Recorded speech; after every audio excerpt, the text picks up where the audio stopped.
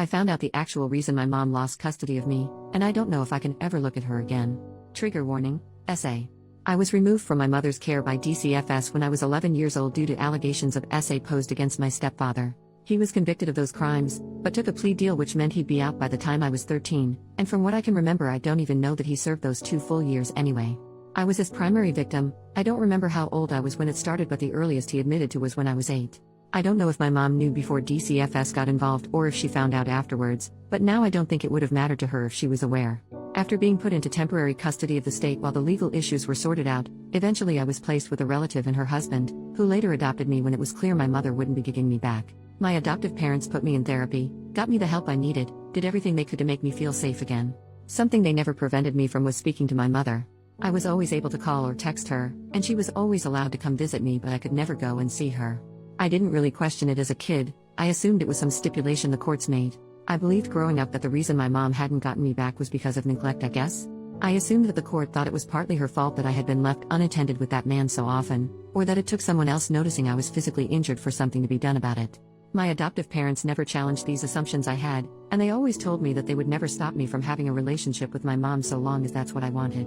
Once I turned 18, my mom and I started talking more frequently, but we didn't see each other in person often. I never really thought much of it at first, but as the years went by I started questioning the circumstances of my removal and subsequent adoption. I was confused as to why a woman with no prior issues with the law would have had her child taken from her in such a cut and dry way.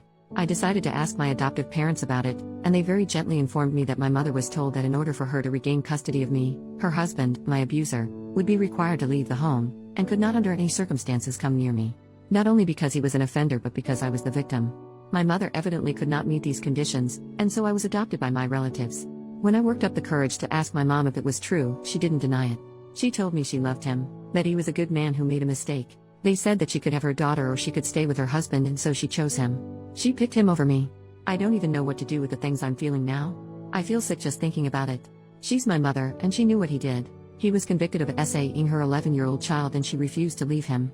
For the past 12 years she has willingly slept in a bed next to the man that SA'd her daughter. She has stayed married to the man who hurt me. My adoptive parents said they were advised by the therapist to let me figure it out in my own time, as my mother, despite picking that man over me, never made any move to have me near him again. She just wasn't willing to make him leave so that I could be with her. Evidently the therapist thought it would be more detrimental in the long run to keep me from communicating with my mother entirely. None of that makes me feel better. The past 2 days have felt like a nightmare. I don't understand how she could stay with him. I don't understand why she chose a monster over her own child. I'm trying to understand why my adoptive parents didn't tell me, but to be honest I don't really understand their reasoning either. My mom has been texting me, but I haven't answered. I can't even think about her without feeling nauseous or so angry I want to cry, or both. My adoptive parents keep checking in on me, but I've only answered the phone for them because I don't want them to drive here out of concern. I really don't even know what to do anymore. Edit. I said this in a comment, but I thought I'd clarify here too.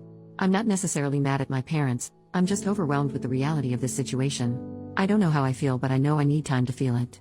I'm still in therapy, which is related to the abuse I experienced, so I do have a professional to rely on for guidance if I need it. And I don't think I'll ever be able to speak to my mother again. I can't get past this to forgive her or understand her reasoning, and I'm not sure I will ever want to try.